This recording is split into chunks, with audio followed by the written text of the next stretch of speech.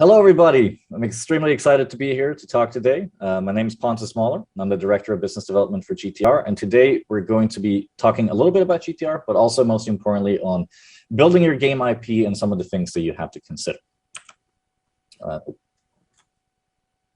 So the first thing for GTR, to give you a brief background on why I'm qualified to talk about this, is that we run a business called Global Top Round. What we have done over the last couple of years is we've invested in over 50 studios from all over the world, startups between 2 and 20 people. And what we do once we've invested is that we actually take care and help them with the business side of the company, which comes to licensing of their IP, distribution, signing publishing deals, raising angel money, raising VC money. And this is something that we've been doing for 6 years in total now. Every single year, we actually invest in 10 of the best studios that we can find from a selection of over 300 to 400. But I'm going to keep the introduction of us very short, but Global Top Round is the name of the company if you want to research a little bit more about what we do.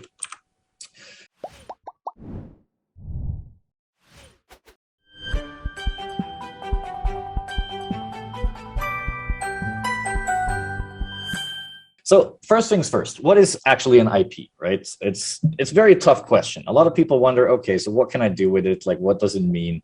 How do I know if I'm the owner? Like when the publisher asks me, I want 50% of your IP, what does that actually mean, right?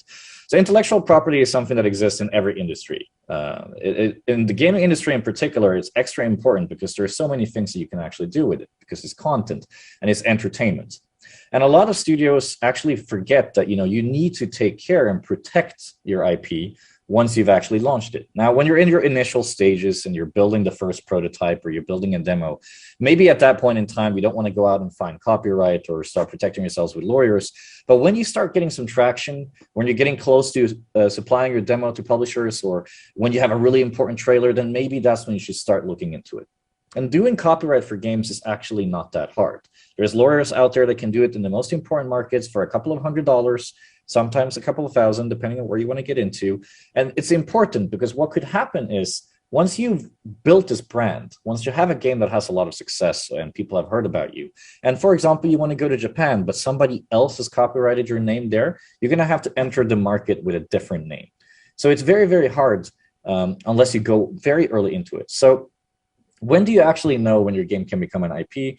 For me and for us, when we see something that has a lot of traction on Reddit, on Twitter and social medias, and a couple of months before maybe you've actually started negotiating, that's when you should be looking into, okay, so what is the potential of the game? Where do I want to publish it into? Is this a game for the Asian market, for the Western market? So you can instantly kind of start targeting, where do I want to protect myself? Which countries am I going to copyright first? Do I want to go towards Asia? Do I want to go towards West? Because of course, being an indie and being a startup, you can't afford too many lawyer fees in the beginning of your life. Now, when you start to actually pitch to publishers and we start to pitch to investors, some of them do actually offer this service to help you with the copyright and to help you with the IP protection. So that is something that you want to talk about as well once you get into publishers. So when you have done a great game or you've made a great game in your opinion, before you dig into which countries you're going to be copywriting into, you should ask yourselves these questions, right? How will you market the game and who will you market your game to? How will you find that great publishing partner in this region? And how are you going to secure the actual funding to afford these lawyer costs and actually go into a partnership with a publisher or an investor? You need to understand what all the stakeholders in different countries want to do. So when you're doing the research initially for your game, it's important for yourself that you look at what kind of art style you have. You send out your game with different images on Reddit, on Twitter, LinkedIn, YouTube, and so forth, and you figure out what kind of people are interested. Doing focus groups between 50 to 100 people can actually really help you understand which type of market is going to be the most interesting for your game. Now, once you've done that, you can actually proceed to the next questions, which is all of this inclusive, which is protecting the IP and talking to publishers. If you have a lot of interest in the Asian region, for example, to Japanese people and so forth, once you've understood that, you can take that towards a Japanese publisher and start talking about distribution, start talking about building the IP over there, and then also securing the funding for that particular region. Now, stakeholders have a lot of risks when they dig into games, right? Nowadays, we have over 9,000 games on Steam every single year. It's way too many. And hopefully in the future, we'll have more and more and more, and of course, more and more quality, because the gaming market is growing every year. I'm sure A lot of you have seen these slides where there's billions of dollars growing and, West is growing, Asia is growing and so forth. And while that is true, it's actually harder for publishers and investors to pick the right ones nowadays, because indies and publishers and investors in AAA are becoming a much, much closer circle. A couple of years back, building an IP as an indie probably wasn't even on the map. You probably wouldn't even believe that, okay, can I actually launch a game and, sell this for millions of dollars and make merchandise and do TV shows? I don't think a lot of indies thought about this 10, 20 years ago. Nowadays, it's a real reality. And I'm going to get into that a bit later in one of our own studios. But for example, Valheim, right, has turned into a massive success all over the world. And I'm sure we're going to see sequels. We're going to be seeing stuff that they're going to get involved with the actual IP itself. And that didn't exist back then. So it's even harder nowadays for publishers and investors, because they're like, well, okay, if I invest in this 5-people studio, they might have the same success as somebody with 50 people. So you need a lot more data and a lot more negotiation power when you go towards a publisher and an investor nowadays. And that's what we talked about very briefly in the previous slide, where we talked about when do you want to start thinking and understand when you can become an IP. You need to think about this before you present to publishers and investors, because it's okay to just build a game. It's okay to just build a product and sell it, and hopefully you sell 50,000, 100,000 copies. But you need to think about that before you pitch a publisher. Because if your pitch to the publisher is, I'm going to make great premium games, but I'm not interested in licenses, I'm not interested in doing a mobile version of the game, that's also going to be changing their mind. Because if you want to build this whole global universe, the chances of you doing that as a small studio is not very high. You're going to need help. You're going to need other people to take a look at it. And if you're sitting there right now wondering, do I want to get into this mess? Do I not? That's something that should be involved in your pitch deck when you reach out to people like myself. Because I want to know, as Global Top Round, right? What can I do with your game? Can I also bring it to merchandise? Can we make comic books of it? What is your ultimate plan? And that will also be an extra negotiation slot when you talk to publishers and investors. It's also very hard to hit the right market, right? Because every market's so different. I'm Swedish, but I live in Thailand. I lived in Asia for the last 5 to 8 years, back and forth, full-time for 5 years. And this market here is nothing like Sweden. They think differently. They like different stuff, different color palettes, different graphic styles. It's a huge mobile market right now. It is nothing like what I grew up with, and completely different. So imagine you sitting there in your studio in CIS or in Europe or in the US. You probably have no clue on how to market to Thai people or Vietnamese or any of the sorts, right? So you need people in these countries to take a look. Now, when you do so, talk to other people in that industry, right? Like reach out to people on LinkedIn and on Twitter, and you can ask simple questions, right? Do you think my game is going to be working in this market? Then you can understand whether or not it's worth discussing an IP in that region. Once you've decided that, then you can look into distribution, and you can look into finding partners that can help you locally. I recently did a speech in Gamescom Asia where I talked about a lot of people think it's easy to just launch a game globally. The fact of the matter, it isn't. It's almost impossible, which is why the big companies like EA and Ubisoft and all these guys are actually working with local partners and local distributors, because they need local content, local marketing, local ways of utilizing the IP and create more things for the game. So think about that when you're building your IP. Which markets do you want to focus on yourself?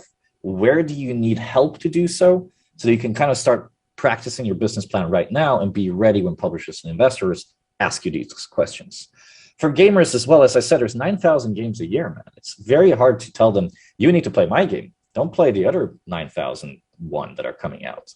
So you need to have rewards. You need to have things that kind of get them attached, right? And that all plays into the word intellectual property, the things that you can do with this.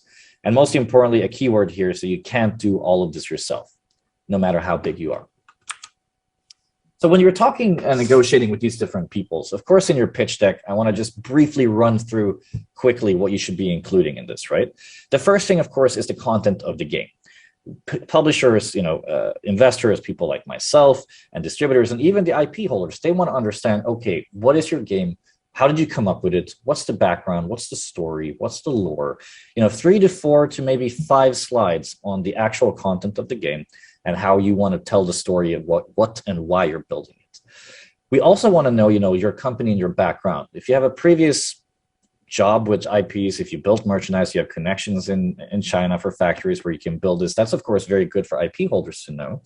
But also, if you don't have any experience, that's fine. People like me work with a lot of studios that have never launched a game before, and that's totally okay. So tell us a bit more, about you, yourself, and what you've done in the past. If you're a hobbyist fisherman, doesn't really matter, like the first impression when you're pitching anybody is about getting to know you more as a person. Especially now during COVID, when there's not a lot of travel, it's important for you to actually present yourself in the best way possible in that initial pitch.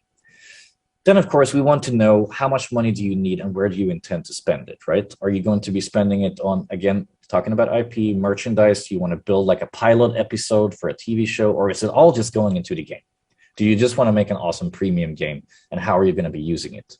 Where's the current stage of your company? Where are you into the strategic decision making?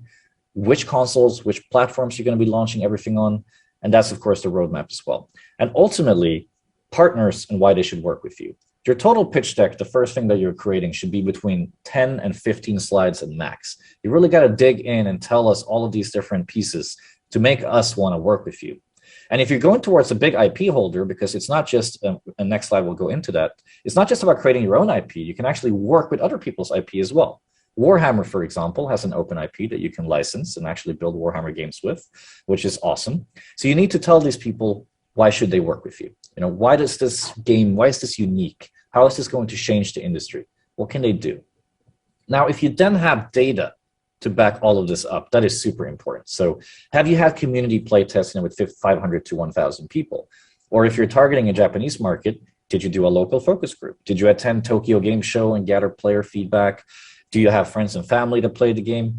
A lot of people might not think that putting 80 people playtesting the game on the deck is important, but for us it is. It really is, actually, because we just want to get unbiased opinions. Of course, there will be some bias at times, but we want to get people from all over the world kind of supporting your glory and your idea and what you're trying to build. And that's something that is very, very important. A lot of people skip because they're worried that, 50 Reddit comments is not enough. Anything to kind of get our mind into how you're going to create this company is important to us. And that brings us to the other thing, which is, again, the demographic, right? If you're able to get 500 or maybe even 1,000 testers, you did a free demo, you did some key giveaways, and you can present that to us in the pitch deck, it's easier for us to understand, where you want to target and have some actual data and backup to show it. And once you have this, again, we can dig into the IP and be like, okay, we see a lot of people in Asia really, really like this. We believe we should license your PC game, for example, to mobile, launch a mobile version in Southeast Asia, which you don't have to do yourself. You can work with other people to get this done. And that is the ultimate goal, right? In the future, what are you building your company towards? Do you want to build a strong IP? And again, what does that mean? We'll dig into next slide. But do you want to do many IPs? Do you want to build multiple titles? Do you want to take the one thing you created and build different genres? Some companies take one IP and then they build a MOBA game and an MMO, and then they build an RTS. What do you want to build, right? And this is something that is important to every single stakeholder in the industry. We want to understand what the future is of your company and what it is you want to do, best case scenario. Now, we all know in the gaming industry that things change at all times. And, 6 months from now, you might have a different opinion. But at the moment in time when you're pitching us, we want to know what you're doing. And a great case study is this. The information is not up to date, but Arena of Valor and Strike of Kings, and I believe it's called Honor of Kings in China, it was the biggest grossing game in China and in Asia, actually. And if I walk out on the streets here in Thailand, people are still playing this game. You go to Sweden, nobody plays it, right? So that means that the IP value or the valuation of this IP in Europe is null right now. There is nothing there. They can't really get it to launch. They can't really get it to explode. And that's not very good. But at the same time, look at their success in Asia, right? You don't have to succeed on a global market. Your IP can have value in certain regions or in certain countries. And that is more than enough for you to make money, be a good business, and continuing to do what you love. So it's important to really separate that the IP value, don't value it on a global scale. Find your target markets. Find the people that you believe might be extra interesting and go for those.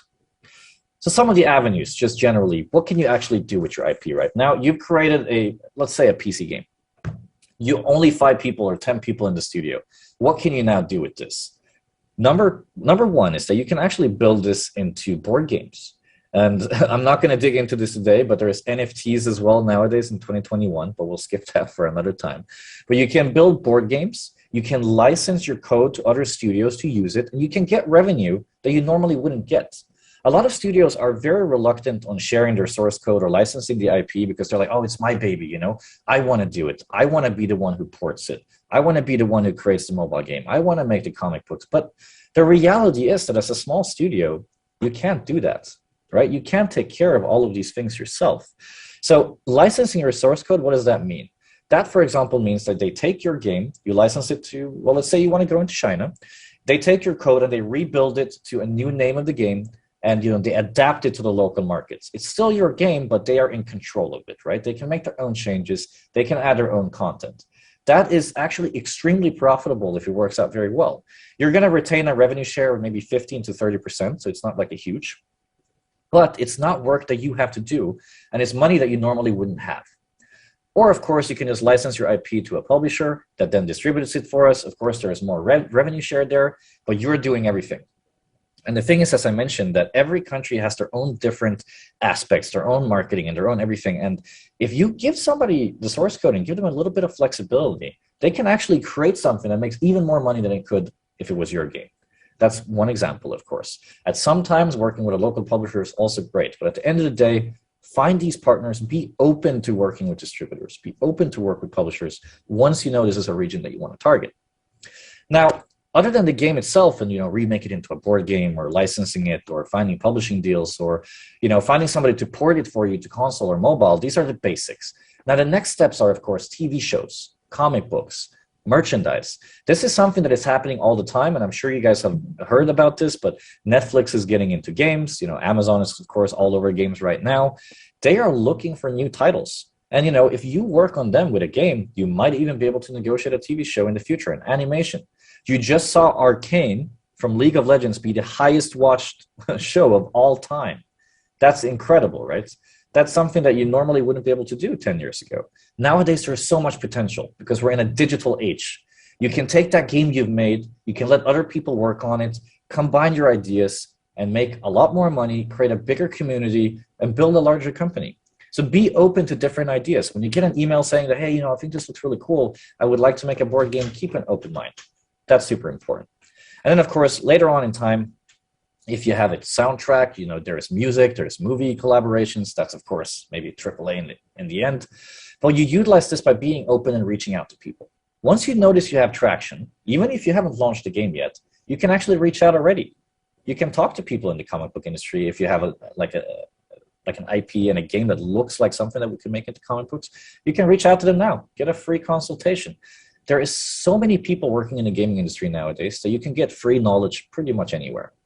Don't be afraid to send out emails, talk to people on LinkedIn, and talk to Twitter. A lot of studios just want to sign an NDA, be very quiet, and not tell everybody about what's going on. That's not the right way to approach things as a smaller studio. Larger studio, maybe. For a smaller one, be a bit more open and flexible. You utilize this by going out, showing your face, attending events, listening to speaker sessions, talking to people, and figuring out what you can actually build with this game. Get other people's opinion that don't care as much about your project now, but hopefully you'll be able to convince them to do so. So generally, start building a community super early. I'm going to fast track through these slides because I know we only have 20 minutes today. So we, as GTR, always recommend you to start building a community very early and start researching the markets all the way back to concept and prototype. When you have your first animation, when you have your first GIF, at that point in time, start posting on Reddit, go out on Discord, go out on Twitter, get some information, get some tweets, get some comments, get a little bit of a feeling of what type of people are replying and engaging to you. Once you have some sort of demo or pre-production, you can start showing maybe some video scenes, maybe even a trailer. That's when you're going to go hardcore into building a community. And a lot of people are probably like, I don't have money or staff to do this. Put aside 15 minutes of your day and make a tweet and make a Reddit thread or make a LinkedIn post. We have found investments through these vehicles. We do this all the time. Trust me, it works. It's very important that you start building a community early. I personally love Discord. I think it's the best tool ever. You need to choose one funnel, meaning that you take all of these things that you have and you pick the one that's going to be your main social media, whether it's Discord, Twitter, or Facebook, or Reddit, and that's where you focus on redirecting your users. So if you have one primary media, you can take your Twitter, Facebook, and Reddit and always include a link to your Discord so that you have everything in one place. That is something that's important. Don't spread yourselves too thin. Make sure that when you're a small team that you pick one that is going to be your primary channel and you redirect things over there. I'm going to tell you about a case study that we have, for example. So Rogue Snail in Brazil, one of the best studios in our mind in the world. We started investing in them when they were 2 people only. You know, they did their first game called Relic Hunter Zero. They weren't able to monetize it, which is a bit unfortunate, but they got over 1 million downloads. You know, that's incredible. So when the moment that happened, you know, we knew we had something absolutely amazing. And if you go on YouTube, you can find a Kickstarter trailer for this game where there's an animation which, you know, kind of reminds me of Kim Possible from Cartoon Network. And that's super cool, right? Like, we built a pilot episode of 5 minutes, and nowadays we're in negotiations, you know, with TV networks. We're talking to them, we're presenting the game, and it's going really well. And who knows, maybe 2, 3, 4 years from now, you might see a TV show about Relic Hunters. So this is a great example of something that we have already done and helped with. We saw that there was potential. We reached out to a bunch of people. We ended up getting a publishing deal in China for the game with an amazing AAA publisher. We have another publisher in the West with an amazing AAA publisher as well. And we've been able to build this amazing story with Relic Hunters and really take that IP to the next level. And who knows, in the future, we might have 5 games within this universe. And that's exactly it. You know, we did a pilot, we did the game, and now we're developing this amazing game with 2 big publishers. We're talking to TV networks. And this was all done from 2 people to now 35. It is doable, even as an indie, and that's something that wasn't doable before. So we're running out of time, so I'm just going to quickly brief you through what we've done as Global Top Rounds. So this is an example of some of the investments that we have. I can see that the pictures have gotten a bit blurry. That's unfortunate. But, you know, we work with studios from all over the world. We have, again, over 50 investments. We try to help all of our studios realize the potential of their IPs, figure out where they're going to be going, and, you know, help them reach that stage. If you don't have somebody like ourselves in your, you know, in your network, reach out, guys. It's very easy to find business partner. You can talk about advisory shares. You just need to get out there and show yourselves more. Posting screenshots in groups like Indie Game Dev on Facebook actually works. I have it. My staff are there. They're scouting every post, and they're looking for the next Strayblade. We just announced Strayblade with 505 Games. We announced Dordogne with Focus Home, and we're going to keep making success cases like this. And guys, Strayblade was 4 people. Dordogne was just 2 to 5, and they were doing outsourcing. Rogue Snail was 2 people. Now they're 35. You know, all of these amazing things were happening with studios that started incredibly small. And now we're building them into amazing IPs. It is doable. Take all of these things into account, right? And just look at the potential of your IP and what you can do. And this is just some images and pictures from, you know, what we did in our conference. And yeah, just to keep it very simple and basic. So I know it's time for questions, I believe. I tried to keep it short. Usually I talk a lot, so apologies for that. And I guess we'll move over to questions, Vlad, right? Yep. I think we can start. Okay. So the question from the audience is, according to the topic of your speech, can you please comment the following case? If indie buys ready-to-publish game source on some software hub like Code Canyon, and as a result has purchased license to use it, can it cause any IP risks with other publishers owning the same source if he will decide to publish it on market? So will be any conflicts? Yes, you definitely. If your plan is to work with a publisher before you know what relationship you want to have with them, you definitely don't want to publish your source code. Again, like sending your demo out there, having people play test it, that's totally fine. Nobody will ever blame you for it. Having a Steam page, not having a Steam page, again, that will be publisher by publisher. But when you're negotiating with publishers, sometimes, and a lot of the times, there will be a clause in the contract that says stuff about your source code and where you need to keep it and how you need to protect it. So having it in public is not going to be very liked. So again, if you're planning to work with a publisher, I would not recommend publishing your source code that early. After you talk to the publisher or the distributor and they're okay with it, you know, be my guest. But be careful about that if you're planning to work with partners. Yeah. All right. Thank you again. Thank you very much for inviting me.